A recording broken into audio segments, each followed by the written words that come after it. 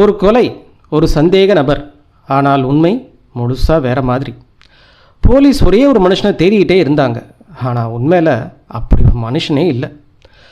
ஒரு சாட்சி இருந்தால் அவன் பார்த்ததை முழுசாக நம்பினான். ஆனால் அவன் கவனிக்காத ஒரே ஒரு சின்ன விஷயம் இந்த முழு கேஸையே மாற்றிடுச்சு. ஒரு வீடு, ஒரு ஜன்னல், ஒரு பைனாக்குலர். அதுதான் இந்த மர்மத்தோட ஆரம்பம். உண்மை அவங்களால கண்டுபிடிக்க முடியுமா? கடைசி அத்தியாயத்துக்கு முன்னாடியே முடிஞ்சதுன்னா கமெண்ட்டில் சொல்லுங்கள். இல்லை நீங்களும் ஏமாந்து போயிட்டீங்களா? இந்த வீடியோவை கடைசி வரைக்கும் பாருங்கள். அப்போ தான் உண்மையான குற்றவாளி யாருன்னு தெரியும். கேளுங்கள் சிவப்பு மச்சம்.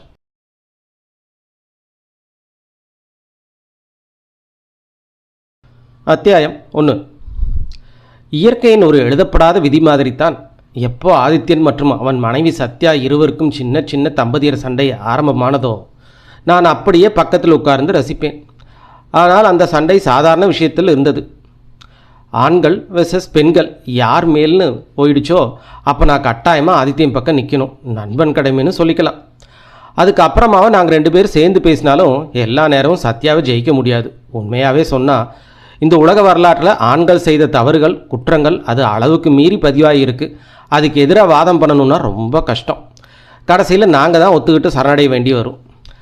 சில நாட்களாக சென்னை நகரத்தில் ஒரு புதிய பிரச்சனை ஆரம்பிச்சிருக்கு. ஒரு காலையில் நேரத்தில் நான் ஆதித்யன் 2 பேரும் டீ குடிக்கும்போது காலை செய்தித்தாளை படிச்சுக்கிட்டு அதை பற்றி பேசிகிட்டு இருந்தோம். இந்த சம்பவம் நடக்கிற முறைமை ரொம்ப சாமர்த்தியமாக இருக்குது. ஒரு சில சமயம் ஒருத்தி, சில சமயம் 2-3 நல்ல குடும்பத்து மாதிரி தெரிஞ்ச பெண்கள் மதிய நேரத்தில் வீட்டுக்கு வர்றாங்க. அந்த நேரம் என்ன ஆகும்? ஆண்கள் எல்லாரும் வேலைக்கு போயிருப்பாங்க. வீட்டில் இருக்கிற பெண்கள் சாப்பாடு முடிச்சுட்டு கொஞ்சம் ஓய்வெடுக்க ரெடியாக இருப்பாங்க. அப்போ தான் அந்த பெண்கள் கதவை தட்டுவாங்க. வீட்டுக்கார அம்மா கொஞ்சம் கவனமாக இருந்தால் கதவை திறக்காமல் யாருன்னு கேட்பாங்க.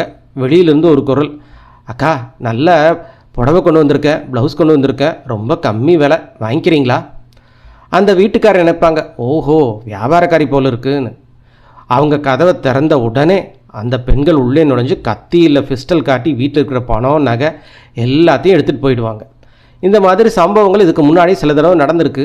ஆனால் இன்னும் ஒருத்தரையும் போலீஸ் பிடிக்கல. அந்த நாள் செய்தித்தாள் திறந்து பார்த்த நேற்றுக்கே இந்த மாதிரி ஒரு சம்பவம் அங்கே கோயம்பேடு பக்கத்தில் நடந்திருக்குன்னு செய்தி. நான் அந்த செய்தியை ஆதித்யனுக்கு வாசித்து காட்டினேன். அவன் சின்ன சிரிப்போடு சொன்னான், இதில் என்ன ஆச்சரியம், பெண்கள் மத்தியம் கொள்ளையடிக்கிறது ஒன்றும் புதுசாக இல்லையே. அந்த நேரத்தில் சத்யா உள்ளே வந்தா. கதவு பக்கத்தில் நின்று ஆதித்யனை ஒரு பார்வை பார்த்தா. ஆமாம், பெண்கள் தான் மதியம் கொள்ளையடிப்பாங்க, நீங்கள்லாம் என்ன பெரிய சாமியார்களா? ஆதித்யன் அவள் கேட்க சொல்லலை. ஆனால் அவன் கேட்டனால இப்போ பின்வாங்க முடியாது. உடனே அவன் சொன்னான், நாங்கள் எல்லோரும் நல்லவங்கன்னு சொல்ல, ஆனால் நீங்களும் ஒன்றும் கம்மி இல்லையே. அத்தோடு சண்டை ஆரம்பமாச்சு. சத்யா படுக்கையின் ஓரக்கத்தில் உட்காந்துட்டு சொன்னான், எப்பவும் பெண்களை குறை சொல்கிறதா உங்களுக்கு பழக்கம், பொண்ணுங்க என்ன தப்பு பண்ணாங்கன்னு சொல்லுங்கள் பார்ப்போம். அத்தியாயம் 2. நான் செய்தித்தாளில் வந்த மதியம் கொள்ளை சம்பவத்தையும் முழுசாக வாட்சி காட்டினேன். சத்யா உடனே சொன்னான், சரி அவங்க தப்பு பண்ணாங்கன்னு ஒத்துக்கிறேன், வயிற்றுக்காக தவறான வழியில் எடுத்திருக்காங்க. ஆனால் நீங்கள் என்ன பண்ணுறீங்க? கொலை, காயம், சண்டை, போர்னு ஆயிரக்கணக்கான பேரை கொண்டுகிட்ருக்கீங்க. அதுக்கு என்ன சொல்கிறீங்க? உங்களோட கம்பேர் பண்ணும்போது பெண்கள் எவ்வளோ கொலை பண்ணியிருக்காங்க. நிலைமை கை கொடுக்கலன்னு புரிஞ்ச ஆதித்யன் உடனே சொன்னான், நீங்கள் இத்தனை நாளாக வீட்டுக்குள்ளே தான் இருக்கீங்க, அதனால தான் அவ்வளவு அவகாசம் கிடைக்கல. இப்போ சுதந்திரம் கிடச்சிருக்கு, அதனால் உங்கள் சாதனையை இன்னும் அதிகமாக ஆரம்பிச்சிருக்கு, இனிமேலும் அதிகமாகும். பல வருடங்களுக்கு முன்னாடியே ஒரு எழுத்தாளர் ஒரு பெண் கொள்ளக்காரையே எழுதியிருக்காரு. அந்த காலத்து பெண்ணு இப்போ இந்த காலத்து பெண்ணாக இருந்தால் என்ன நடந்திருக்குன்னு சிந்திச்சுப்பார் அருண். சத்யா கையசைச்சுக்கிட்டு சொன்னான், நான் அப்படி வெறும் கதையை சொல்லிவிட்டு என்னை ஏமாற்ற முடியாது. உண்மையிலேயே பெண்கள் அப்படி கொலை பண்ண சம்பவம் ஏதாவது உங்களால் சொல்ல முடியுமா? ஆதித்யன் சற்றும் தளராமல், உண்மையை கேட்குறியா? 2 மாதத்துக்கு முன்னாடி தான் பெண்கள் சிறைச்சாலையிலேருந்து ஒரு கைதி ஜெயில் கார்டை கொலை பண்ணிட்டு தப்பிச்சிட்டா. சத்யா சிரிச்சான். 2 மாதத்தில் ஒரு பொண்ணு கொலை பண்ணியிருக்கா? அதே 2 மாதத்தில் நீங்கள் எவ்வளோ கொலை பண்ணியிருப்பீங்க ஆம்பளைங்க? கணக்கு சொல்லுங்கள் பார்ப்போம். அந்த நாள் செய்தித்தாளில் கூட ஒரு ஆண் கொலை செய்த செய்தி இருந்தது. ஆனால் நான் அதை சொல்லாமல் விட்டுவிட்டேன். அதற்கு பதிலாக சொன்னேன், இன்றைய செய்தித்தாளில் பெண்கள் செய்த ஒரு கொடூர சம்பவம் இருக்குது. ஒரு வாஷ்மேன் ஒரு பெண்ணோட விலை உயர்ந்த பட்டுச்சலையை கிழிச்சிட்டான். அதுக்காக அந்த பெண்ணு கத்தி கொண்டு அவன் மூக்கையே வெட்டிட்டாங்க. இப்போ அவன் ஹாஸ்பிட்டலில் இருக்கான், உயிர் பிழைப்பானான்னு தெரியல. சத்யா ஒரு சின்ன சிரிப்போடு சொன்னான், பொய் சொல்கிறதுல உங்களுக்கு சாமர்த்தியம் இல்லை. நீங்கள் எல்லாம் பொய் பேசுகிறவங்க, திருடங்க, கொள்ளக்காரங்க, கொலைக்காரங்க. எங்கள் வாதம் இன்னும் எவ்வளோ தூரம் போயிருக்கணும்னு தெரியாது. அந்த நேரத்தில் டக் டக் டக்குன்னு வெளியே கதவு தட்டுற சத்தம் கேட்டுது. சத்யா நான் தான் ஜெயித்தேன் காட்டுகிற மாதிரி தலையை உயர்த்திக்கிட்டு உள்ளே போயிட்டான். நான் கதவை திறந்தேன். அங்கே ஒரு போஸ்ட்மேன் கொஞ்சம் தடிமனான நீளமான கவரை கொடுத்துட்டு போயிட்டான். அது ஆதித்யன் பேரில் வந்த கவர், அனுப்பினவர் பேர் இல்லை. நான் கவர் அவர்கிட்ட கொடுத்தேன். அவன் அதை கையில் இடம் மாதிரி பார்த்துட்டு, புதிய எழுத்தாளரோட கையெழுத்து மாதிரி இருக்குது, பிரபாகர்கிட்ட அனுப்பிச்சிடு என்றார். காரணம் என்னவென்றால், நாங்கள் இப்போது ஒரு புதிய புத்தக வெளியீட்டு வியாபாரத்தில் இருக்கிறதுனால நிறைய புதிய எழுத்தாளர்கள் தங்கள் கதைகளை எங்களுக்கு அனுப்புவாங்க. அதனால தான் ஆதித்யன் இந்த மாதிரி பெரிய கவர் வந்தாலே கொஞ்சம் பயப்படுறான். நான் சொன்னேன், கதை இல்லாமல் இருக்கலாம், திறந்து பார். அவன் சும்மா சொன்னான், நீயே திறந்து பார். நான் கவரை திறந்தேன். அது ஒரு கதை இல்லை, ஒரு நீளமான கடிதம், கிட்டத்தட்ட ஒரு சிறுகதை மாதிரி. ஆதித்யன் கொஞ்சம் சுவாசம் விட்ட மாதிரி தளர்ந்து படுக்கையில் நீளமாக படுத்துக்கிட்டு சொன்னான், இது காதல் கடிதம் இல்லைன்னு நிச்சயம். சரி, நீ படி, நான் கேட்குறேன். நான் அவன் பக்கத்தில் ஒரு நாற்காலியில் எடுத்து உட்கார்ந்துக்கிட்டு அந்த கடிதத்தை வாசிக்க ஆரம்பித்தேன். எழுத்து கொஞ்சம் தெளிவாக இல்லை, கொஞ்சம் கஷ்டப்பட்டு தான் படிக்கணும். ஆனால் மொழி ரொம்ப சரளமாக இருந்தது. அடுத்த அத்தியாயம் கேட்பதற்கு முன்பு, நண்பர்களே, இந்த மாதிரி ஒரு மணி நேர தமிழ் ஆடியோ புக் வீடியோவை உருவாக்க எனக்கு குறைந்தது 4 நாட்கள் ஆகும். கதையை தேர்வு செய்து வாசிப்பது, ஒலியை சுத்தம் செய்வது, தேவையான எல்லா படங்களையும் உருவாக்கி அனிமேஷனாக மாற்றுவது, முழு video editing, thumbnail, title, description, tags, இவை அனைத்தையும் நான் ஒரே ஒரு நபராக செய்து வருகிறேன். இந்த உழைப்பை நீங்கள் மதித்து எனக்கு தொடர்ந்து ஆதரவு தர விரும்பினால் தயவு செய்து இந்த சேனலை சப்ஸ்கிரைப் பண்ணுங்கள், வீடியோவுக்கு லைக் போடுங்க, உங்கள் பாசிட்டிவ் கருத்துக்களை கமெண்ட்ஸில் சொல்லுங்கள் மற்றும் உங்கள் நண்பர்களோட ஷேர் பண்ணுங்கள். உங்கள் ஒவ்வொரு ஆதரவும் எனக்கு மிகப்பெரிய ஊக்கமாக இருக்கும். மிக்க நன்றி. வாருங்கள், அடுத்த அத்தியாயத்தை தொடருவோம். அத்தியாயம் 3. திரு ஆதித்யன் அவர்களுக்கு மிகுந்த மரியாதையுடன் வணக்கம். என் பேர் சிந்தாமணி. போலீஸ் என்ன கொலை வழக்கில் சிக்க வைக்க முயற்சி பண்ணிகிட்ருக்காங்க. அதுதான் கடைசி நம்பிக்கையாக உங்களை அணுகிறேன். எனக்கு உடல் நலம் தெளிவாக இருந்தால் நேரில் வந்து எல்லாத்தையும் சொல்லியிருப்பேன். அப்படி சொன்னால் இன்னும் தெளிவாக புரியும். ஆனால் கடந்த சில வருடங்களாக எனக்கு பக்கவாதம் வந்திருக்கு. என்னோடது இடது பக்கம் முழுக்க செயலிழந்து போயிருக்கு. வீட்டுக்குள்ளே கொஞ்சம் மட்டும்தான் நகர முடியும். அதனால தான் இந்த கடிதம் எழுதுகிறேன். இந்த பெரிய விஷயத்துக்குள்ளே போகிறதுக்கு முன்னாடி என்னை பற்றி கொஞ்சம் தகவல் சொல்லணும்னு நினைக்கிறேன். எனக்கு இப்போது 57 வயசு. மனைவி, குழந்தைகள்னு எதுவுமே இல்லை. எனக்கு 3 வீடுகள் இருக்குது. அந்த வீடுகளெல்லாம் வாடகைக்கு விட்டுருக்கேன். அந்த ஒரு வீட்டோட மேல் மாடியில் 2 ரூமில் தான் நான் தங்குறேன். என் கூட ஒரு வேலைக்காரன் ராமு என்னை கவனிச்சுக்கிறான். இந்த கடிதத்தோட முகவரி பார்த்தா உங்களுக்கு தெரியும். நான் சென்னை நகரத்தோட தென்கிழக்கு பக்கம் இருக்கேன். என் வீடு இருக்கிற தெரு கொஞ்சம் அகலமாக இருக்கும். நான் தங்குற வீடு ஒரு பக்கம், அதுக்கு நேர் எதிரே சாலையோட மறுபக்கத்தில் எனக்கு இன்னும் 2 வீடுகள் இருக்குது. அந்த 2 வீடுகளும் சின்னதாக இருக்கும். ஒரே மாதிரி கட்டியிருப்பாங்க. ஜோடி வீடுகள் மாதிரி நினைக்கலாம். இந்த 2 வீட்டுக்குள்ளேயும் நடுவில் ஒரு சின்ன பாதை இருக்குது. நான் இப்போ அந்த 2 ரூம்குள்ளே தான் என்னோடய வாழ்க்கையே போகுது. பக்கவாதம் வரதுக்கு முன்னாடி நான் புரோக்கராக வேலை பண்ணுவேன். ரொம்ப அலைஞ்சு திரிஞ்ச வாழ்க்கை, அதுக்கே பழகிட்டவன். அதனால தான் இப்போ நாள் முழுக்க ஜனங்கள்கிட்ட உட்காந்துட்டு ரோட்டில் நடக்கிற எல்லா விஷயங்களையும் பார்த்துக்கிட்டு இருக்கிறேன். நான் ஒரு பைனாக்குலர் கூட வாங்கி வச்சுருக்கேன். அதில் பார்த்தா தூரத்தில் நடக்கிற விஷயங்களும் தெளிவாக தெரியுமே. சில நேரம் வீடுகளுக்குள்ளே நடக்கிற விஷயங்களை கூட பார்க்க முடியும். என் எதிரே இருக்கிற அந்த ஜோடி வீடுகளில் இருக்கிற வாடகைக்காரங்களையும் நான் கவனிக்க முடியும். சில பேருக்கு சினிமா தேட்டருக்கு போய் பார்க்க முடியல. எனக்கு அந்த சுகம் இல்லை. ஆனால் நான் ஜன்னல்கிட்ட உட்காந்து வாழ்க்கையே நேரடியாக பார்க்குறேன். அதுக்குள்ளே மறைஞ்சிருக்கிற விஷயங்களையும் இந்த பைனாக்குலரில் பார்க்குறேன். நீங்கள் கேட்டால் நம்ப முடியாத அளவுக்கு நிறைய விசித்திரமான விஷயங்களையும் நான் பார்த்துருக்கேன். ஆனால் அதெல்லாம் வேறு விஷயம். இப்போ நம்ம விஷயத்துக்கு நான் வர்றேன். சுமார் 1 மாதத்துக்கு முன்னாடி மார்கழி மாதம் நடுப்பகுதி ஒரு இளைஞன் என்னை சந்திக்க வந்தான். கொஞ்சம் கம்மியான உயரம், கொஞ்சம் குண்டான உடம்பு, கழுத்து வரைக்கும் குறுக்க வெட்டின மாதிரி பழுப்பு நிற முடி, முகம் கவர்ச்சியாக, மூக்கு கீழே பட்டர்ஃப்ளை மாதிரி ஒரு மீசை. அவனோட உடை விலை உயர்ந்த வெளிநாட்டு உடை, மேலே ஒரு ஓவர் கோட். கதவுக்கரில் நின்று மரியாதையாக கேட்டான், என் பேர் சேகர், உள்ளே வரலாமா? நான் அப்போது ஜன்னல்கிட்ட உட்காந்து செய்தித்தாள் படிச்சுக்கிட்டு இருந்தேன். தலையை தூக்கி வாங்க எப்படின்னு சொன்னேன். அவன் உள்ளே வந்து ஒரு நாற்காலியில் எடுத்து போட்டு முன்னாடி உட்காந்தான். நான் கேட்டேன், என்ன விஷயம்? அவன் ஜன்னலுக்கு வெளியே கை காட்டி, உங்கள் அந்த ஜோடி வீடுகளும் ஒன்று காலியாக இருக்குதுன்னு தெரிஞ்சுது, அதனால தான் வந்தேன், வாடகைக்கு கொடுக்க முடியுமா அப்படின்னு கேட்டான். அந்த வீடு சில நாளாக காலியாக தான் இருந்தது. முந்தைய வாடகைதாரர் வீட்டை கெடுத்து விட்டுட்டு போயிருந்தார். நான் அதை சீரமைச்சு பெயிண்ட் அடித்து வச்சுருக்கேன். நல்ல வாடகையாளர் கிடைச்சா கொடுக்கணுன்னு தான் முடிவு பண்ணியிருந்தேன். இந்த பையனை பார்த்தது நல்ல குடும்பத்துலேருந்து வந்த மாதிரி தோணுச்சு. அதனால தான் நான் கேட்டேன், நீ என்ன வேலை பண்ணுற? அத்தியாயம் 4. நான் அந்த கடிதத்தை தொடர்ந்து வாசிக்க ஆரம்பித்தேன். அவன் ஓவர்கோட்டின் பாக்கெட் வந்து சிகரெட் பெட்டியை எடுத்தான். உடனே மறுபடியும் உள்ளே வைத்து விட்டான். என்னை மாதிரி பெரியவருக்கு மரியாதை காட்டினால்தான் அவன் சிகரெட் பிடிக்கலன்னு தெரிஞ்சுது. அவன் சொன்னான், நான் ஒரு செய்தித்தாளில் அலுவலகத்தில் வேலை பார்க்குறேன், நைட் எடிட்டர், ராத்திரி முழுக்க வேலை, பகல் முழுக்க தூக்கம் அப்படின்னு சொல்லிட்டு சின்ன சிரிப்போடு இருந்தான். நான் கேட்டேன், உங்கள் வீட்டில் இன்னும் யாரெல்லாம் இருக்காங்க? அவன் சிரித்து கொண்டே சொன்னான், இப்போது தான் வாழ்க்கை ஆரம்பிச்சிருக்கு சார். நான், என் மனைவி, அவ்வளோதான், வேறு யாரும் இல்லை. எனக்குள்ள ஒரு சின்ன சந்தோஷம். சின்ன பிள்ளை இருந்தால் வீட்டை கெடுத்துடும். சுவத்தில் வரைஞ்சி வைப்பாங்க, சுத்தமாக வச்சுக்க மாட்டாங்க. அதனால் உடனே சொன்னேன், சரி உங்களுக்கு வீடு கொடுக்குறேன், மாதம் 15,000 ரூபா வாடகை. அவன் கொஞ்சம் தயக்கத்தோடு, இது கொஞ்சம் அதிகமாக இருக்குது என்று சொன்னான். நான் உடனே, இந்த வீடு சும்மா இல்லை, முழுசாக சரி பண்ணி வச்சுருக்கிறேன். படுக்கை, மேஜை, நாற்காலி, அலமறைன்னு எல்லாமே இருக்குதுன்னு சொன்னேன்.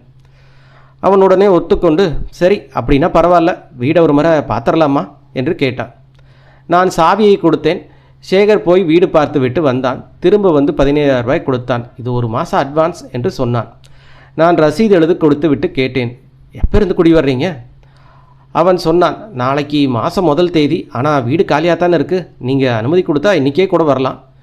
நான் சொன்னேன், சரி உங்களுக்கு எப்போ வசதியோ அப்போ பாருங்க. அவன் சாவி எடுத்துகிட்டு போயிட்டான். நல்ல வாடகை ஆறு கிடச்சிச்சுன்னு எனக்கு உள்ளுக்குள்ளே சந்தோஷம். அந்த நாள் மாலை முழுக்க ஜன்னல்கிட்ட உட்காந்து அந்த வீட்டை பார்த்துக்கிட்டே இருந்தேன். ஆனால் சேகர் அவன் மனைவியோடு வரல. அடுத்த நாள் காலை ஜன்னல் திறந்து பார்த்தேன், அவங்க வந்துட்டாங்க. முன்கதவு திறந்திருந்தது. நிச்சயமாக ராத்திரி ஏதாவது நேரத்தில் சாமானத்துக்கு கொண்டு வந்து குடியேறி இருக்கணும். என் ஆர்வம் முழுக்க அந்த வீட்டிலேயே இருந்துச்சு. காலையில் சுமார் 9:30 மணிக்கு ஒரு இளம்பெண் வந்து உள்ளிருந்து முன்கதவை பூட்டினான். அதுக்கு பிறகு சில நிமிடங்கள் கழித்து பின்பக்க சின்ன வழியிலிருந்து வெளியே வந்தான். அப்போ தான் அவளை நான் கவனித்தேன். உயரமான ஒல்லியான உடம்பு, நீளமான முடி, பின்னால் கொஞ்சம் சுருட்டி கட்டப்பட்டிருந்தது. கையில் ஒரு சின்ன சூட்கேஸ். நான் நினச்சேன், இவன் ராத்திரி வேலை பண்ணிவிட்டு இப்போ தூங்கிட்டு இருப்பான், அதனால் அவன் மனைவி சந்தைக்கு போகிறாளோ.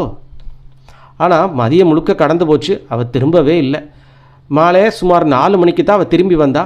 முன் கதவை தட்டலை, நேராக பின்பக்க வாசல்லையே உள்ளே போயிட்டான். கண்டிப்பாக அவன் தூக்கத்தை கலைக்கணும்னு அவன் நினைக்கல போல. கொஞ்சம் நேரம் கழித்து நான் ராமு அனுப்பிச்சேன். புதிய வாடகையாளர்கள், அவங்களுக்கு ஏதாவது தேவையானு பார்த்துட்டு வரணும்.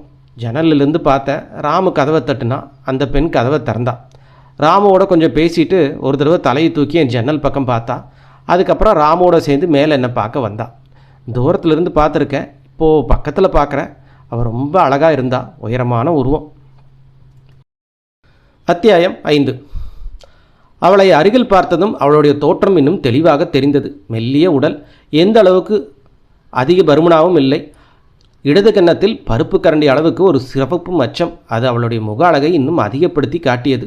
ஒரு விஷயம் என் கவனத்துக்கு வந்தது. அவளும் அவர் கணவரும் வயது வித்தியாசம் இல்லை. இருவரும் சுமார் 23-24 வயது இருக்கும். பார்த்தவுடன் இவங்க காதலிச்சு தான் கல்யாணம் பண்ணியிருப்பாங்க என்று தோன்றியது. இப்போது காலத்தில் இப்படிப்பட்ட சம்பவங்கள்லாம் புதுசாக என்ன? அவள் சின்னதாக நமஸ்காரம் பண்ணிட்டு சொன்னா, என் பேர் சாந்தா, எங்களுக்கு எந்த பிரச்சனையும் இல்லை, ரொம்ப நல்ல வீடு கிடச்சிருக்கு. அவள் பேசும் விதம் ரொம்ப இனிமை, குரலும் அதே மாதிரி மென்மை. நான் சொன்னேன், உட்காருங்க. அவள் உடனே தலையசைத்து, நீங்கள் என்ன நீங்கன்னு சொல்ல வேண்டாம், நான் உங்கள் பொண்ணு வயசில் இருக்கேன்னு சொன்னான். நான் சிரிச்சுக்கிட்டே, சரி சரி அப்படின்னா நீ தான் சொல்கிறேன், உங்களுக்கு வேலைக்காரி வேணும்னா சொல்லு, புதிய இடம் தானே என்று கேட்டேன். அவள் உடனே சொன்னாள், வேண்டாம் சார், நாங்கள் 2 பேர் தான், இங்கே எல்லா வேலையும் நானே பார்த்துக்கிறேன். அதுக்கு பிறகு மறுபடியும் கேட்டேன், இன்றைக்கி காலையில் வெளியே போனேன், இப்போ தான் வந்திருக்க, நாள் முழுக்க எங்கே இருந்த? அவள் அமைதியாக சொன்னாள், நான் ஒரு பள்ளியில் டீச்சராக இருக்கிறேன், இங்கேருந்து கொஞ்சம் தூரத்தில் ஒரு பெண்கள் ஸ்கூல் இருக்குல்ல, அங்கே தான் வேலை செய்கிறேன். சரி நான் கிளம்புறேன் சார், அவருக்கு சாப்பாடு தயாரிக்கணும், சாயந்தரம் அவன் வேலைக்கு கிளம்புவான் இல்லை அப்படின்னு சொல்லிவிட்டு சின்ன சிரிப்போடு தலையசைத்து வெளியே போய்விட்டாள். அந்த இருவருமே எனக்கு ரொம்ப பிடிச்சவங்களா ஆயிட்டாங்க. இப்போ என் வாழ்க்கையே வாடகைதாரர்களை சுற்றி தான் இருக்குது. அவங்க என் வீட்டில் தங்குறாங்க, வாடகை கொடுக்குறாங்க. ஆனால் அவங்களோட நெருக்கம் எதுவுமே இல்லை. எதிரே தங்கியிருக்கிற அந்த ஜோடி இன்னொரு பகுதியில் இன்னொரு நார்த் இந்தியன் குடும்பம் தங்கியிருக்கு. அவங்களுக்கு என் மொழி புரியாது. மாதம் முடிஞ்சதும் வாடகை கொடுத்து ரசீது வாங்கிட்டு போயிடுவாங்க. எந்த உணர்ச்சிகரமான தொடர்பும் கிடையாது. ஆனால் இந்த இளம் தம்பதியர் சேகர் சாந்தா என்னை எப்படியோ ஈர்த்துட்டாங்க. ஒரு சாயந்தர நேரம் ஜன்னல்கிட்ட உட்காந்துருந்தேன். இருட்டு வந்த பிறகு சேகர் கோட்டு பேண்ட்டு மேலே ஓவர் கோட்டு போட்டுட்டு பின்பக்க சின்ன வழியிலேருந்து வெளியே போனான். வீட்டோட முன்பக்கம் கீழே நின்று சிகரெட் பிடிச்சான். சில நொடிகள் அங்கேயே நின்றுட்டு இருந்தான். அதன் பிறகு மெதுவாக பேருந்து சாலைக்கு நடந்து போயிட்டான். அவன் ராத்திரி முழுக்க வெளியில் தான் இருப்பான். அதிகாலை நேரத்தில் தான் திரும்புவான் போல். அதுக்கப்புறம் அவங்க வாழ்க்கை ஒரு ஒழுக்கமான வாழ்க்கையாக மாறிடுச்சு. காலையில் சுமார் 9:30 மணிக்கு சாந்தா ஸ்கூலுக்கு போவாள். சாயந்தரம் திரும்பி வருவாள். சேகர் மாலையில் நேரத்தில் வெளியே போய் ராத்திரி எப்போ வருவான்னு எனக்கே தெரியாது. அவங்களோட வாழ்க்கை ரொம்ப அமைதியாக இருந்தது. யாரும் வரமாட்டாங்க. நண்பர்கள், உறவினர்கள் யாருமே அருகில் இல்லாத மாதிரி தான் தெரிஞ்சுது. சேகர் வெளியே போனதும் வீட்டுக்குள்ளே மின் விளக்கு அணைந்துடும். முன்புற அறையில் மட்டும் ஒரு மெதுவான மெழுகுவர்த்தி ஒளி இருக்கும். அது கூட 8 மணிக்குள்ளே அணைஞ்சிடும். சாந்தா ஒரு நாள் முழுக்க வேலை பண்ணி சோர்ந்து போயிருப்பாலோ என்னவோ, சீக்கிரமாக தூங்கிடுவான்னு நினச்சேன். இந்த விஷயங்கள் எல்லாம் என் மனசில் ஒரு வித ஆர்வத்தை உண்டாக்கிடுச்சு. அதனால் அவ்வப்போது பைனாக்குலர் எடுத்து அந்த வீட்டையே பார்த்துக்கிட்டு இருப்பேன். ஆனால் வெளியிலிருந்து வீட்டுக்குள்ளே எதுவுமே சரியாக தெரியாது. அந்த முன்கதவு எப்போதுமே பூட்டி இருக்குமாங்க. ஜன்னலுக்கு திரை போட்டிருக்காங்க. ராத்திரி மட்டும்தான் அந்த திரைக்குள்ளேருந்து மெழுகுவர்த்தியோட மந்தமான ஒளி மட்டும் தெரியும். ஒரு ஞாயிற்றுக்கிழமை காலையில் சாந்தா மறுபடியும் என்னை பார்க்க வந்தா. கொஞ்ச நேரம் உட்காந்து பேசினா.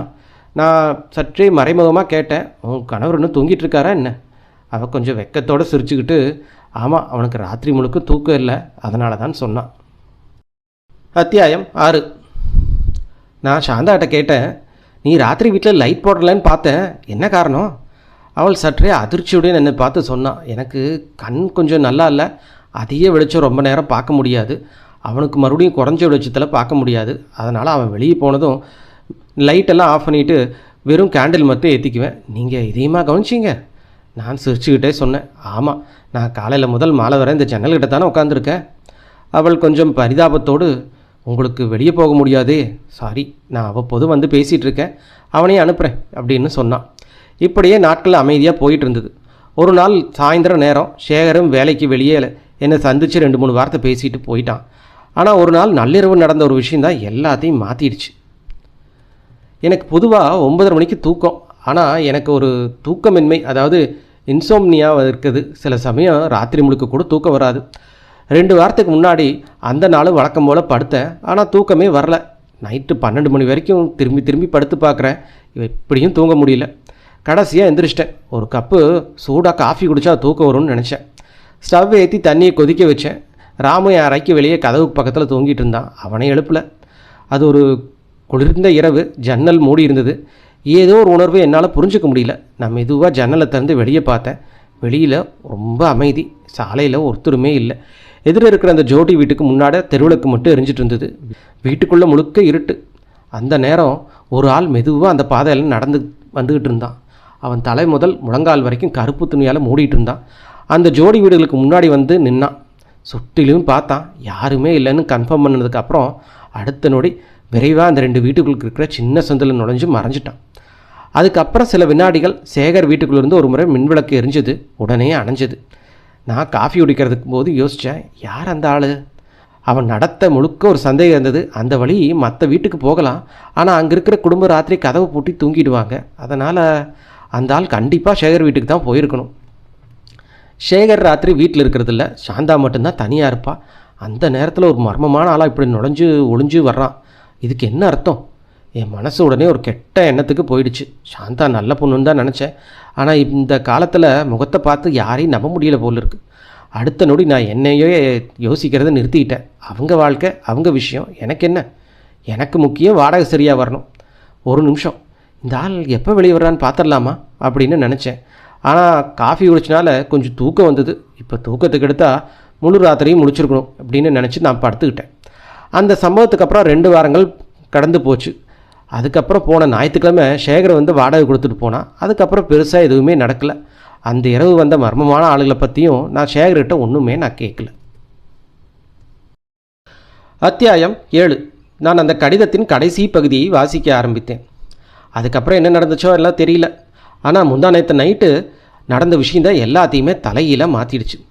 அந்த நாள்லேயும் எனக்கு தூக்கம் வரல.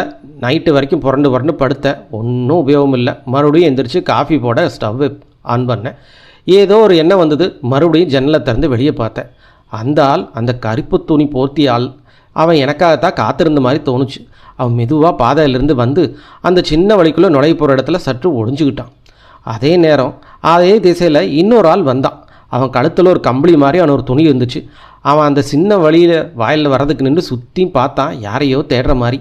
அந்த நேரம் தான் அந்த கருப்பு துணி போத்தினால் தன் முகத்தை வெளிச்சத்துக்கு கொண்டு வந்தான். நான் பார்த்ததும் அதிர்ச்சி ஆயிட்டேன். அவன் வேறு யாருமே இல்லை, சேகர் தான். அடுத்த நொடியில் நடந்தது ஒரு கணத்தில் நடந்துருச்சு. சேகர் கையில் ஒரு கத்தி மின்னுச்சு. ஒரே தாவலில் முன்னாடி வந்தான். அந்த இன்னொரு ஆளோட மார்பில் நேராக குத்துனான். அவன் உடனே தரையில் விழுந்துட்டான். ஒரு சத்தம் இல்லை, ஒரு அலறல் இல்லை, அப்படியே அசவில்லாமல் கிடஞ்சான். சேகர் ஒரு மின்னல் வேகத்தில் திரும்பி மறுபடியும் அந்த சின்ன வழிக்குள்ளே ஓடி போயிட்டான். நான் அப்படியே அங்கேயே உறைஞ்சி போயிட்டேன். என் கண்ணு முன்னாடியே ஒரு கொலை நடந்துச்சு. அந்த ஆள் அப்படியே அசையாமல் கிடக்கிறான். அவன் உடனே இறந்துட்டான்னு எனக்கு புரிஞ்சுது. என் வீட்டில் டெலிஃபோன் இருக்குது. நான் கொஞ்சம் தைரியத்தை சேர்த்திட்டு உடனே போலீஸுக்கு ஃபோன் பண்ணேன்.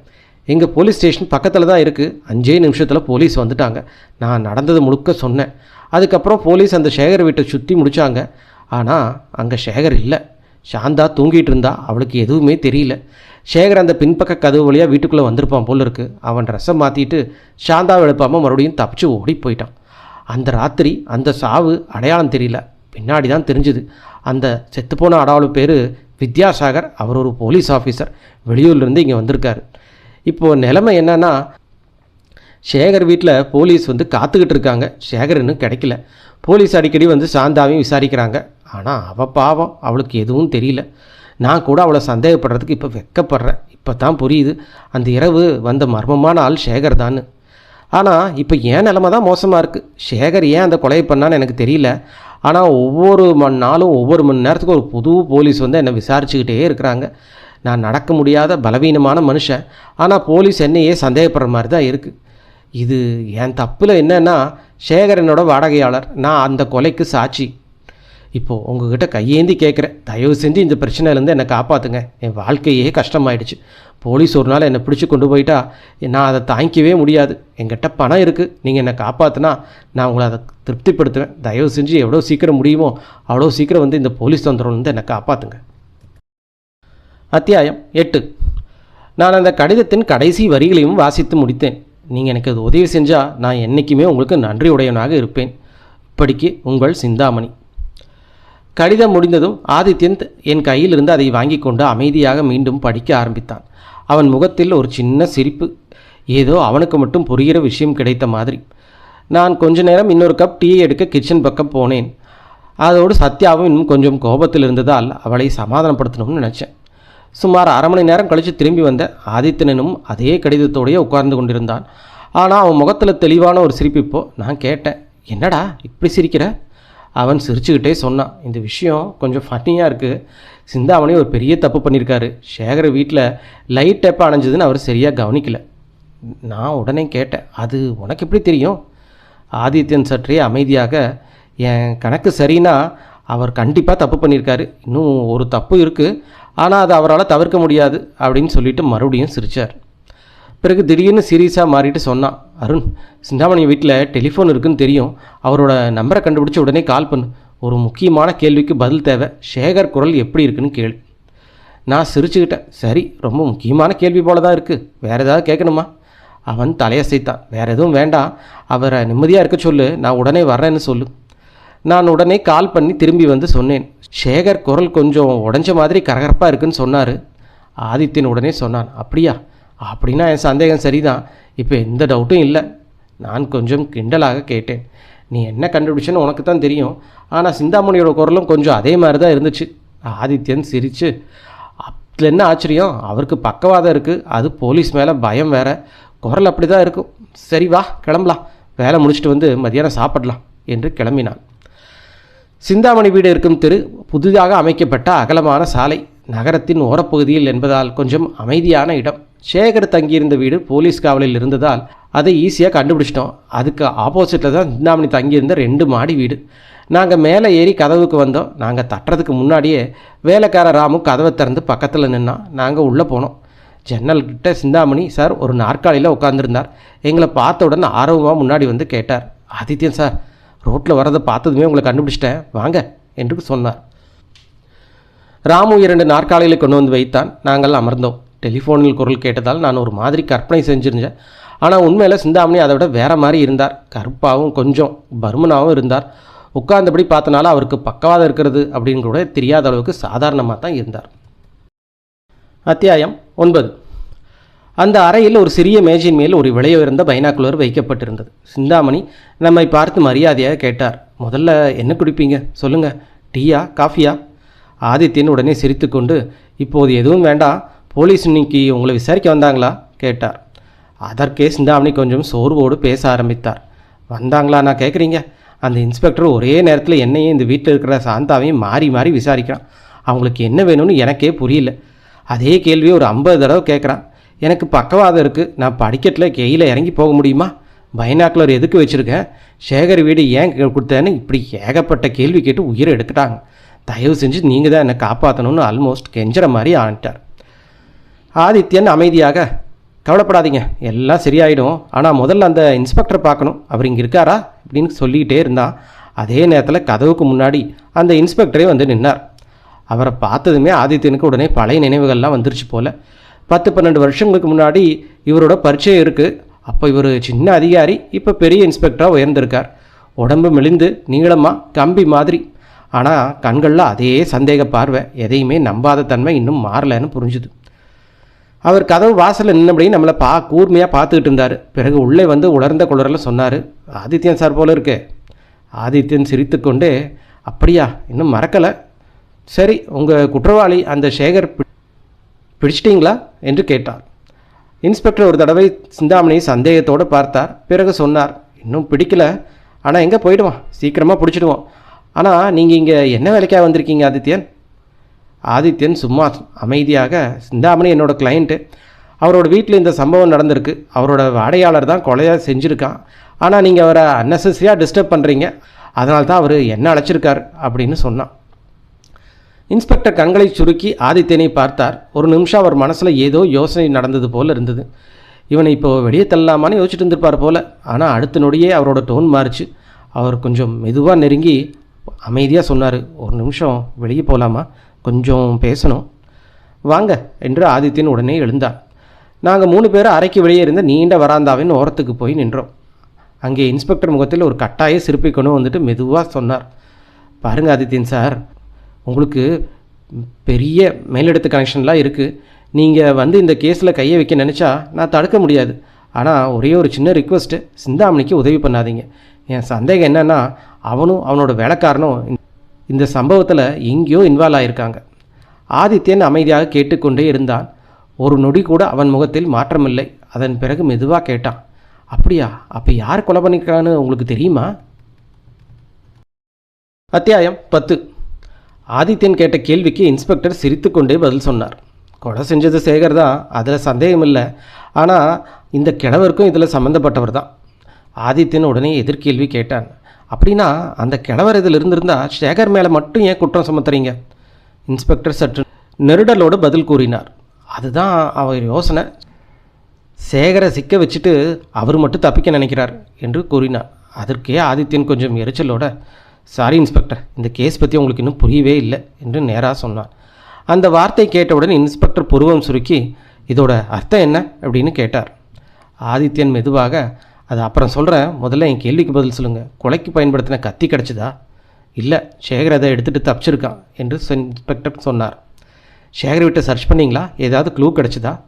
எதுவும் கிடைக்கல. ஆனால் ஒரு பெட்டி இருக்குது, அது இன்னும் திறக்கலை. சாவி சேகர்கிட்ட தான் இருக்குது. ஆதித்யன் தொடர்ந்தார். சாந்தாவை விசாரிச்சல் ஏதாவது தகவல் கிடைச்சதா? இன்ஸ்பெக்டர் சற்று சலிப்போடு பதில் சொன்னார். கிடைக்கல. 4 மாதம் முன்னாடி தான் கல்யாணம் ஆயிருக்கான். அவளுக்கு அவன் வேலையை பற்றி கூட தெரியல. ஆதித்யன் சற்று சிரித்தான். பிறகு மெதுவாக சொன்னான், ஆனால் எனக்கு எல்லாம் தெரியும். யார் கொலை பண்ணியிருக்காங்கன்னு தெரியும். அந்த குற்றவாளி இப்போ எங்கே இருக்கான்னு கூட தெரியும். அந்த வார்த்தையை கேட்டவுடன் இன்ஸ்பெக்டர் லிட்டரலாக எந்திரிச்சு நின்றுட்டார். அப்படியா? அப்படின்னா இவ்வளோ நேரம் ஏன் சொல்லலை என்று ஆவேசமாக கேட்டார். ஆதித்யன் சிரித்து கொண்டே பதில் சொன்னான், சரியான நேரத்தில் சொல்கிறேன். அதுக்கு முன்னாடி நான் சேகர் வீட்டை ஒரு தடவை பார்க்கணும். சாந்தாகிட்ட சில கேள்விகளை கேட்கணும். நீங்கள் ஏற்கனவே விசாரிச்சிங்கன்னு தெரியும், ஆனாலும் நான் 2-3 கேள்விகளை கேட்கணும், முடியுமா என்று கேட்டான். இன்ஸ்பெக்டர் இன்னும் சற்று குழப்பத்துடன், அது ஒன்றும் பிரச்சனை இல்லை, ஆனால் குற்றவாளி. ஆதித்யன் உடனே சொன்னான், குற்றவாளியை நீங்கள் பார்க்கத்தான் போகிறீங்க, வாங்க. எங்கே? அந்த வீட்டிலா? என்ன சொல்கிறீங்க என்று இன்ஸ்பெக்டர் குழம்பினார். ஆதித்யன் அமைதியாக, புரியும் சார், வாங்க, அந்த வீட்டுக்கு போகலாம். குற்றவாளியை பிடிக்க தயாராக இருங்க. இன்ஸ்பெக்டர் இன்னும் நம்பாமல், அப்படின்னா நீங்கள் சொல்ல வர்றது சேகர் வீட்டுக்கு திரும்பி வருவானா, இல்லைனா அங்கேயே ஒளிஞ்சிருக்கானா என்று கேட்டார். வாங்க சார், நேரில் பார்த்தா புரியும் என்று ஆதித்யன் முன்னாடி நடக்க ஆரம்பித்தான். நாங்கள் கீழே இறங்குறதுக்கு முன்னாடி ஆதித்யன் சிந்தாமணி வீட்டு கதவு முன்னாடி நின்று சொன்னான், சிந்தாமணி சார், நீங்கள் கவலைப்படாதீங்க, நாங்கள் அந்த வீட்டுக்கு போயிட்டு வர்றோம். இன்னும் 1 மணி நேரத்துக்குள்ளே உங்கள் கேஸ் முடிச்சிடும். அதன் பிறகு அந்த படிக்கட்டில் கீழே இறங்கி வந்தோம். சேகர் வீடு முழுக்க போலீஸ் காவல். ஒரு விஷயம் அப்போது எனக்கு தெரியாது. குற்றவாளி தப்பித்து போன பிறகு தான் போலீஸ் அதிகமாக கால் வைக்கிறாங்க. அதனால் என்ன பயன் தரணும்னு இன்னும் புரியல. ஆதித்யன் பின்பக்க சின்ன வழிக்கதவை காட்டினான். முன்கதவு பின்கதவை தவிர வேறு ஏதாவது வழி இருக்கா? சோரோரி தப்பிக்க முடியுமா? இன்ஸ்பெக்டர் சொன்னார், இல்லை, முடியாது. பின்பக்க கதவுக்கு ஒரு காவலர் நின்றிருந்தான். கதவு பூட்டப்பட்டிருந்தது. இன்ஸ்பெக்டர் சொல்ல அவன் பூட்டை திறந்தான். நாங்கள் மெதுவாக உள்ளே நுழைந்தோம். அத்தியாயம் 11. நாங்கள் உள்ளே போனது சின்ன மைதானம் மாதிரி இருந்த இடத்தை சுற்றி 2 அறைகள். பக்கத்தில் ஒரு சமையலறை, இன்னொரு பக்கம் ஒரு குளியலறை இருந்தது. வீட்டின் அமைப்பு சிம்பிள், ஆனாலும் ஒழுங்காக இருந்தது. அந்த இடத்த ஒரு பார்வை பார்த்த ஆதித்யன் உடனே சொன்னான், விஜய் சார், நீங்களும் அருணும் சாந்தாவோட பேசிகிட்டு இருங்க, நான் சமையலறை குளியலறையெல்லாம் ஒரு சுற்று பார்த்துட்டு வரேன் என்று சொல்லிவிட்டு அவன் பக்கத்துக்கு போய்விட்டான். நாங்கள் முன்னாடி இருந்த ஹாலுக்கு போனோம். அது ஒரு சின்ன சிட்டிங் ரூம். கேன் ஃபர்னிச்சர்ஸ்னால செம்மையாக அலங்கரிச்சிருந்தாங்க. அங்கே ஒரு நாற்காலியில் சாந்தா உட்காந்துட்டு இருந்தா. அவளை பார்த்த உடனே சிந்தாமணி சொல்லியிருக்கிற மாதிரி விவரங்கள்லாம் சரிதான்னு புரிஞ்சுது. ஆனால் அவள் இப்போ இருக்கிற நிலமை வேறு மாதிரி. முடி கொஞ்சம் சரியில்லாமல் இருந்தது, கண்கள் கொஞ்சம் வீங்கி இருந்துச்சு, ரொம்ப அழுத்தத்தோட அடையாளம் தெளிவாக இருந்துச்சு. நாங்கள் உள்ளே வந்தது அவன் மெதுவாக முகம் தூக்குனா. என்னை பார்க்கவே இல்லை, நேராக விஜய் பக்கம் திரும்பினா. இன்னும் என்ன கேட்க போகிறீங்க இன்ஸ்பெக்டர் என்று கேட்குற மாதிரி ஒரு பார்வை. விஜய் ஒன்றும் பேசவில்லை, அமைதியாக ஒரு நாற்காலியில் உட்கார்ந்தார். நானும் அவங்க பக்கத்தில் போய் உட்காந்தேன். சில நிமிஷம் மூவரும் அமைதியாக இருந்தோம். நான் மனசுக்குள்ளே யோசிச்சுக்கிட்டே இருந்தேன், இந்த பொண்ணு ரொம்ப நாளாக போலீஸ் விசாரணையால் களைப்பாக இருக்கா. அவள் உண்மையிலேயே நிரபராதினாலும் அவளுக்கு தப்பிக்க வழி இல்லை. ஆனால் சேகர் ஏன் அந்த ஆளை கொன்னா? காதலா, பொறாமையா? அந்த ஆளுக்கு சாந்தாவுக்கு ஏதாவது தொடர்பா என்ன? அந்த நேரத்தில் ஆதித்யன் உள்ளே வந்தான். அவன் முகத்தில் ஒரு சின்ன சிரிப்பு. அவன் ஏதோ கண்டுபிடிச்சிட்ட மாதிரி அவன் நேராக சாந்தாவுக்கு முன்னாடி வந்து ஒரு நாற்காலியில் இழுத்து போட்டு உட்கார்ந்தான். அமைதி அவளை பார்த்துக்கிட்டே இருந்தான். சாந்தாவும் அவன் கண்களை பார்த்தா. முதல்ல ஒரு சோர்வான பார்வை, ஆனால் சில வினாடிக்குள்ளே அவள் கண்ணில் ஒரு பதட்டம், ஒரு எச்சரிக்கை உணர்வு தெளிவாக தெரிஞ்சுது. அவள் கொஞ்சம் நேராக உட்காந்து ஒரு குழப்பத்தோடு கேட்டா, என்னாச்சு? ஆதித்யன் ரொம்ப சாதாரணமாக பேச ஆரம்பித்தான். உங்கள் பெட்ரூமில் ஒரு சின்ன இரும்பு பெட்டி இருக்குதுன்னு பார்த்தேன், அதில் என்ன இருக்குது? சாந்தா உடனே பதில் சொன்னான், அதை நான் போலீஸ்க்கு சொல்லிட்டேனே, அதில் என்ன இருக்குதுன்னு எனக்கு தெரியாது, என் கணவர் தான் சாவி வச்சுருந்தார். அதுக்குள்ளே விஜய் சொன்னார், அந்த பெட்டியை உடைக்க ஏற்பாடு பண்ணியிருக்கோம். ஆதித்தன் சிரிச்சுக்கிட்டே சொன்னான், அப்படியா? அதில் நிறைய சாமானங்கள் கிடைக்கும், மதியம் நடந்த கொலைகளில் எடுத்த நகைகள் எல்லாம் இருக்கும் என்று சொல்லிவிட்டு மீண்டும் சாந்தாவை பார்த்தான். பிறகு மெதுவாக கேட்டான், சரி, உங்கள் கணவர் வீட்டில் தாடியெல்லாம் கட் பண்ணுறக்கு மாட்டாரா என்ன? ஷேவிங் கிட்டதும் வீட்டில் இல்லையே? இந்த கேள்வி கேட்டதும் சாந்தாவின் முகம் ஒரே நேரத்தில் வெடுத்து போனது. அவள் சற்றே தடுமாறி சொன்னாள், அவர் சலூனில் தான் ஷேவ் பண்ணிக்குவார். ஆதித்யன் உடனே அடுத்த கேள்வி கேட்டான், அப்படியா? இன்ட்ரெஸ்டிங். ஆனால் வீட்டில் அவர் ஸ்லிப்பர் கூட போட மாட்டாரோ? அதுக்கு ஏதாவது காரணம் இருக்கா என்ன? சாந்தா கீழே பார்த்து விட்டு மெதுவாக சொன்னாள், அவரோட செருப்பு கிழிஞ்சு போச்சு, புதுசு இன்னும் வாங்கலை, வீட்டில் இருந்தப்போ என் செருப்பை தான் போட்டுக்குவார். ஆதித்யன் உடனே பிடித்து கொண்டான், அப்படின்னா உங்களுக்கும் அவருக்கும் காலையோட ஒரே மாதிரியா? கிட்டத்தட்ட ஒரு மாதிரி தான். அதன் பிறகு ஆதித்யன் சிரித்துக்கொண்டே சொன்னான், அப்படியா? ரொம்ப வசதியாக இருக்கே, உங்கள் 2 பேத்துக்குள்ளே எல்லாமே ஒரே மாதிரி தான் இருக்கும் போல இருக்குது. ஹைட்டு, வயசு, காலோட அளவு, ஒரே ஒரு வித்தியாசம், முடியோட கலரு. சிந்தாமணி சொன்னார், சேகர் முடி கொஞ்சம் பழுப்பு நிறம்னு. சரிதானே? இந்த கேள்வியை கேட்டதும் சாந்தா கொஞ்சம் திணறினாள். அவள் தொண்டை உலர்ந்த மாதிரி மெதுவாக விழுங்கி கொண்டு ஆமாம் என்றார். அத்தனை நேரமும் அமைதியாக இருந்த விஜய் இந்த கேள்வி பதிலை கேட்டுக்கொண்டிருந்தார். திடீரென்று எழுந்திருந்தார். அவர் முகத்தில் ஒரு அதிர்ச்சி, ஒரு கோபம், ஏதோ ஒன்று உணர்ந்த மாதிரி தெரிந்தது. அத்தியாயம் 12. அந்த நேரத்தில் விஜய் திடீரென்று எழுந்து நின்று குரல் நடுங்குகிற மாதிரி, ஆதித்யன் சார் என்று சொல்ல ஆரம்பித்தார். ஆனால் ஆதித்யன் உடனே கையை உயர்த்தி அவரை நிறுத்தினான். ஒரு நிமிஷம் தயாராக இருங்க, இதோ என்னோட கடைசி கேள்வி என்று சொல்லிவிட்டு சாந்தாவை நேரடியாக பார்த்தான். அவன் மெதுவாக கேட்டான், சாந்தா, சிந்தாமணி சொன்னார் உங்கள் இடது கன்னத்தில் ஒரு சிவப்பு மச்சம் இருக்குதுன்னு, அது இப்போ எங்கே போச்சு? இந்த கேள்வி கேட்ட உடனே சாந்தா தன்னாலேயே தன்னுடைய இடது கன்னத்தை தொட்டால். அந்த வினாடி அவள் கட்டுப்பாட்டை இழந்ததை காட்டிடுச்சு. அடுத்த நொடி தன்னை சமாளிச்சுக்கிட்டு, என்ன மச்சம், எனக்கு எதுவும் இல்லை, அவர் ஏதோ தப்பாக பார்த்துருக்கார், ஒருவேளை சிவப்பு மை படிஞ்சிருக்கும் என்று சொன்னாள். அதற்கு ஆதித்யன் முகத்தில் ஒரு கடுமையான சிரிப்பு வந்தது. அத்தனை கேள்விக்கு முன்னாடியே பதில் தயார் பண்ணி வச்சுருக்கீங்க போல, ஆனால் இதுக்கு என்ன பதில் சொல்கிறீங்க என்று சொல்லிக்கொண்டே ஒரு நொடியில் அவள் கை நீட்டி சாந்தாவின் தலைமுடியை பலமாக இழுத்தான். அடுத்த நொடி அவளுடைய முழு தலைமுடியும் கையில் வந்தது. அது ஒரு விக்கு. அதுக்குள்ளே இருந்தது குறுக்காக வெட்டிய பழுப்பு நிற முடி. அதே நேரத்தில் சாந்தாவும் மின்னல் வேகத்தில் எதிரடி கொடுத்தாள். அவள் சற்றே குனிந்து தனது காலில் இருந்த சேலையை தூக்கினாள். காலில் ரப்பர் கட்டுடன் கட்டி வைத்திருந்த ஒரு மெல்லிய கத்தியை எடுத்து ஒரு கணத்தில் அதை கையில் பிடித்து நேராக ஆதித்தின் கழுத்தை நோக்கி வீசினாள். அந்த காட்சி, அந்த நொடிக்கு நான் அங்கேயே உறைந்து போனேன். அவளுடைய முகம் ஒரு சில வினாடிகளுக்கு முன்னாடி மென்மையாக அழகான முகம் இப்பொழுது கொடூரமான குளிர்ந்த முகமாக இருந்தது. ஆனால் விஜய் தயாராக இருந்தால் அவர் ஒரு புலி மாதிரி பாய்ந்து சாந்தாவின் கைகளை பிடித்தார். கத்தி அவள் கையிலிருந்து கீழே விழுந்தது. அவள் கண்களில் விஷம் மாதிரி ஒரு கோபம், பாம்பு மாதிரி சத்தம் போட்டுக்கொண்டு ஆதித்யனை பார்த்து கொண்டே இருந்தாள். ஆதித்யன் மெதுவாக எழுந்து நின்று சிரித்து கொண்டே சொன்னார், விஜய் சார், இதோ உங்கள் கொலைகாரன், இதோ உங்கள் கொலை ஆயுதம். விஜய் இன்னும் குழப்பத்தோடு, ஆனால் சிந்தாமணி சொன்னார் சேகர்னு. ஆதித்யன் உடனே சொன்னான், சேகர்னு ஒருத்தர் கிடையாது, இருக்கிறது ஒரே ஒருத்தி, இந்த சாந்தா. ராத்திரியில் அவள் சேகரா மாறுவா, பகல்லாம் சாந்தா. ஒரே மனுஷன், 2 முகம், அர்த்தநாரீஸ்வரன் மாதிரி. அவன் கொஞ்சம் தீவிரமாக தொடர்ந்தான், இவ சாதாரண பொண்ணு இல்லை, இந்த ஒரு கொலை மட்டும்தான் அவளோட முதல் குற்றம் இல்லை. 2 மாதத்துக்கு முன்னாடி ஒரு ஜெயில் காவலரை கொண்டுட்டு தப்பிச்சிருக்கா. உண்மையான பேர் என்னன்னு எனக்கு தெரியாது, ஆனால் நீங்கள் போலீஸ் கண்டுபிடிச்சிடுவீங்க. விஜய் மெதுவாக அவள் கையை இறுக்கமாக பிடித்து கொண்டு கண்களை பெரிதாக திறந்து பார்த்தார். பிறகு மெதுவாக கோபத்தோடு சொன்னார், பிரமீளா பாலா, இப்போ தான் எல்லாம் புரிஞ்சுது. நீ உன் கணவரை விஷம் கொடுத்து கொல்ல முயற்சி பண்ணி ஜெயிலுக்கு போனவ. ஆயுள் தண்டனை கிடச்சிது. 2 வருஷம் கழித்து ஜெயில் காவலரை கொண்டுட்டு தப்பிச்சு வந்திருக்கிறேன். இங்கே வந்து தனியாக வாழ்ந்துட்டு கணவன் மனைவி மாதிரி நாடகம் ஆடின. அந்த இரவு வித்யாசாகர் உன்னை கண்டுபிடிச்சான். உன்னை அடையாளம் கண்டுபிடிச்சதுமே உன்னை பின்தொடர்ந்துருக்கான். அதனால் நீ அவனை இங்கேயே கொன்னுட்ட. அவர் ஆதித்யனை பார்த்து கேட்டார், சரிதானே? ஆதித்யன் அமைதியாக தலையசைத்தார். மொத்தமும் சரிதான். அடுத்த வினாடி விஜய் சார் சத்தமாக கூப்பிட்டார், கான்ஸ்டபிள். ஒரு போலீஸ் உடனே வெளியிருந்து வந்தார். அரெஸ்ட் பண்ணுங்க என்று கட்டளையிட்டார். சில நேரம் கழித்து நாங்கள் மறுபடியும் சிந்தாமணி வீட்டில் உட்கார்ந்து தீ கொடுத்து கொண்டிருந்தோம். ஆதித்யன் சிரிச்சுக்கிட்டே சொன்னார், உங்கள் கடிச்சத்தை படித்த உடனே எனக்கு சந்தேகம் வந்துருச்சு என்று தொடங்கினார். அத்தியாயம் 13. சிந்தாமணி வீட்டில் உட்கார்ந்து டீ குடிக்கும்போது ஆதித்யன் மெதுவாக அவன் கண்டுபிடித்ததை விளக்க ஆரம்பித்தான். அவன் சொன்ன முதல் வார்த்தையிலேயே முழு மர்மத்திற்கும் அடித்தளம் இருந்தது. சிந்தாமணி சார், எனக்கு ஆரம்பத்திலேயே ஒரு சந்தேகம் வந்தது. நீங்கள் அந்த 2 பேர்த்தையும், அதாவது சேகர் சாந்தாவையும் ஒரே நேரத்தில் ஒருபோதும் பார்த்ததே இல்லை.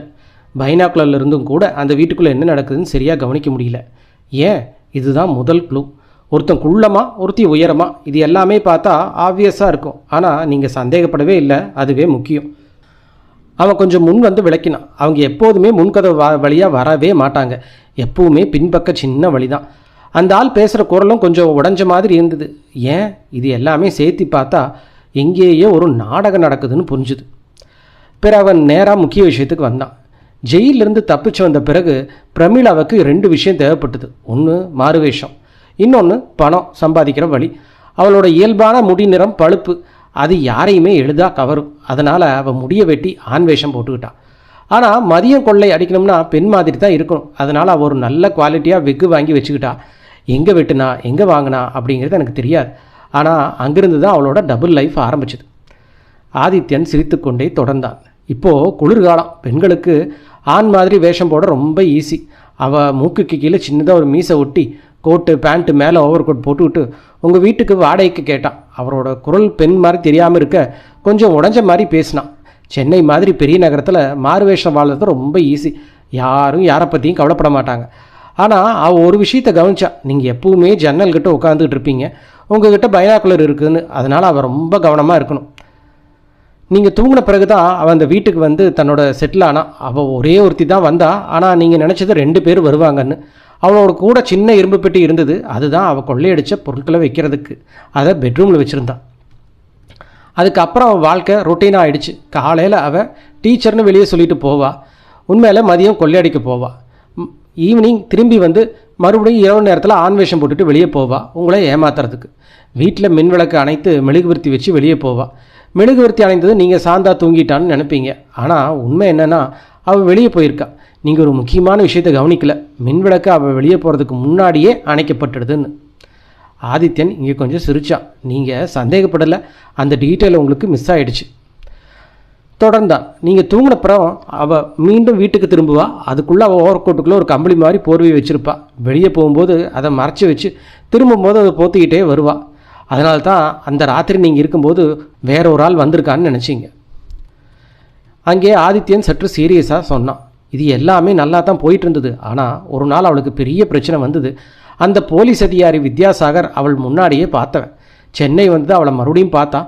அவள் ஆண் வேஷம் போட்டிருந்தாலும் அவனை ஏமாற்ற முடியல. அவன் அவளை பின்தொடர ஆரம்பித்தான். ஒருவேளை 2 பேரும் எங்கேயாவது சந்திச்சிருக்கலாம். அவனை தவிர்க்க முயற்சி பண்ணினா, ஆனால் முடியல. இங்கே ஆதித்யன் ஒரு நிமிடம் நின்று சிகரெட்டை எடுத்துக்கொண்டான். அவன் சொல்லாத இடத்திலேயே அந்த கொலைகாரன் காரணம் தெளிவாக தெரிஞ்சது. நான் திரும்பவும் கேட்டேன், ஒரு விஷயம், அவன் அந்த போலீஸ் ஆளை கொன்ன பிறகு உடனே தப்பிச்சு போயிருக்கலாமே, ஏன் வீட்டிலேயே இருந்தா? ஆதித்யன் அமைதியாக சிரிச்சுக்கிட்டே சொன்னான், அவளுக்கு அந்த சான்ஸ் கிடைக்கல. அத்தியாயம் 14. ஆதித்யன் சிகரெட் புகையை மெதுவாக வெளிவிட்டு கொண்டு கதையின் கடைசி பகுதியை விளக்க ஆரம்பித்தான். அவள் தப்பிச்சு போகலன்னு நீ கேட்டையே, அதுக்கான காரணம் இருக்குது என்று சொல்லிவிட்டு அவன் தொடர்ந்தான். அந்த ராத்திரி நீங்கள் ஜன்னலை திறந்து எல்லாத்தையும் பார்த்துட்டீங்கன்னு அவளுக்கு தெரியாது. அதனால் அவளுக்கு அவசரம் இல்லை. சரி, கொஞ்சம் நேரம் கழித்து எல்லா நகை பொருட்களையும் எடுத்துக்கிட்டு அமைதியாக தப்பிச்சிடலான்னு நினச்சிருப்பா. ஏன்னா அந்த வீட்டில் அவள் இன்னும் தங்க முடியாது. வீட்டுக்கு முன்னாடியே ஒரு சடலம் கிடைக்கு. போலீஸ் கண்டிப்பாக வரப்போகுது. அதுவும் அவள் ஜெயிலிருந்து தப்பிச்ச குற்றவாளி. யாராவது அடையாளம் கட்டுக்கிட்டா அவளுக்கு முடிஞ்சது தான். அவன் கொஞ்சம் இடைவெளி எடுத்துக்கொண்டு தொடர்ந்தான். அதனால தான் அவன் நிச்சயமாக தப்பிச்சிருப்பா. ஆனால் அவள் கணக்கில் இல்லாத ஒரு விஷயம் நடந்துருச்சு. நீங்கள் உடனே போலீஸுக்கு ஃபோன் பண்ணிட்டீங்க. 5 நிமிஷத்துக்குள்ளேயே போலீஸ் வந்து வீட்டை சுற்றிடுச்சு. அப்போ அவளுக்கு தப்பிக்க வேறு வழியே இல்லை. அதனால் அவள் உடனே தன் விக்கை போட்டுக்கிட்டு சாந்தா வேஷத்துக்கு மாறிட்டான். ஆனால் அவசரத்தில் ஒரு பெரிய மிஸ்டேக். கன்னத்தில் வரைஞ்சிருந்தா அந்த சிவப்பு மச்சத்தை போட மறைஞ்சிட்டான். நான் உடனே கேட்டேன், அந்த மச்சம் அவளையே போடணும்? ஆதித்யன் சிரிச்சுக்கிட்டே சொன்னான், அதுதான் மாறு வேஷத்தோட முக்கியம். ஆண் வேஷத்தில் அவள் மீசோட்டுவா, பெண் வேஷத்தில் விக்கு மட்டும் போதாது, முகத்துலேயும் கொஞ்சம் மாற்றம் வேணும். அதனால தான் சிவப்பு மச்சத்தை வரைவா. 2 வேஷத்துக்கும் தெளிவான வித்தியாசம் இருக்கணும். அப்போ தான் யாருக்கும் சந்தேகம் வராது. அவன் முடிவாக சிந்தாமணியை பார்த்து சொன்னான், சரி, இப்போ எல்லாம் கிளியர், நாங்கள் கிளம்புறோம். சிந்தாமணி ரொம்ப நன்றியோடு உடனே ஒரு செக் எழுதி கொடுத்தார், 20,000 ரூபாய்க்கு. அதை நாங்கள் வாங்கிட்டு உடனே வெளியே வந்தோம். அந்த நேரம் மதியம் 2 மணி நெருங்கி இருந்தது. போலீஸ் ஏற்கனவே குற்றவாளியை எடுத்துகிட்டு போயிட்டாங்க. அந்த இடத்துல அவர்களுக்கு வேறு வேலை எதுவும் இல்லை. இன்ஸ்பெக்டர் விஜய் அந்த கேஸை சால்வ் பண்ணி நல்ல பேர் வாங்க போகிறார் அப்படிங்கிறது உறுதி. நாங்கள் வீட்டுக்கு கிளம்பினோம். சத்யாவுடன் சண்டையை தொடர்வதற்கு. நாங்கள் வீட்டுக்கு கிளம்பினோம் சத்யாவுடனான சண்டையை தொடர்வதற்கு.